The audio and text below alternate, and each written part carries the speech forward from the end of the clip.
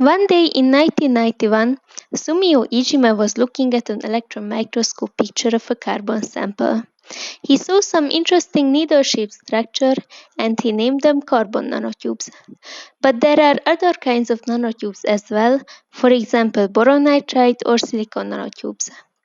The topic of my project was the electronic structure computation of these special materials.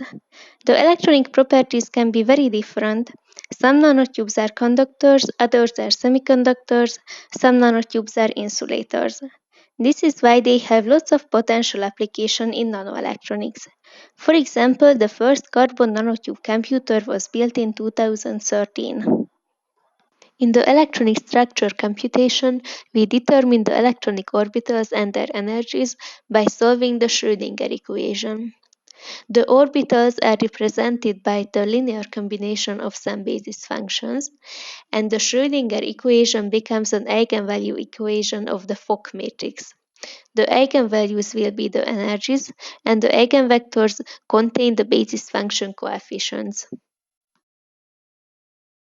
The program exploits the helical symmetry of nanotubes, which allows us to do some mathematical tricks that make the Fock matrix block diagonal, and each block can be diagonalized separately.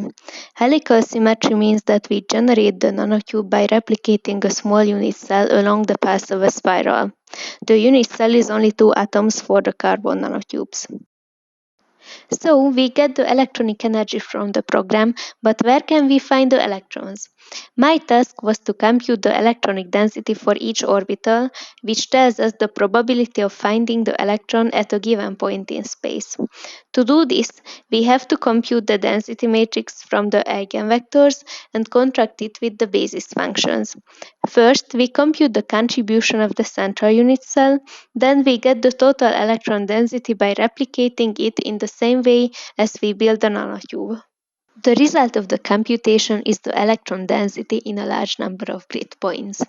If the grid points are on a plane, we can make density plots or three-dimensional plots to visualize the data. Let's see how we get the electron density for benzene. The unit cell is a carbon and a hydrogen atom, and this is the contribution of one unit cell. If we rotate this with 60 degrees 5 times, we get the total electron density for the benzene.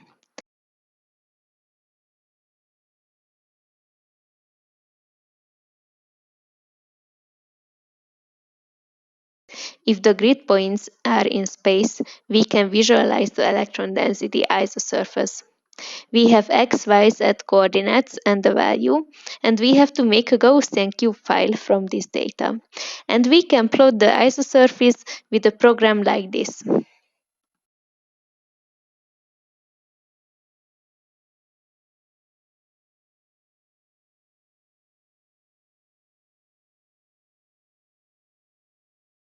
When the serial version was ready, I parallelized the code with MPI. In the parallel regions, the master process is calling the slaves and broadcasting the data. Then each process starts computing the electron density for one orbital at a time and writes the result to an output file. If we have 4 processors, they do the first 4 orbitals, then the orbitals from number 5 to number 8, and so on. The slaves return at the end of the subroutine. This figure shows the result of the parallelization up to 128 cores. Now let's see the electron density results for a small nanotube. These are the core electrons of the carbon atoms. Here the electron density is localized inside the nanotube. This orbital shows a spiral pattern in one direction, but this one is going in the other direction. And these are the chemical bonds along the axis of the nanotube. These were only a few interesting examples, but there are many other orbitals, of course. Studying the electron density isosurface plots helps us to understand the physical meaning of the nanotube orbitals.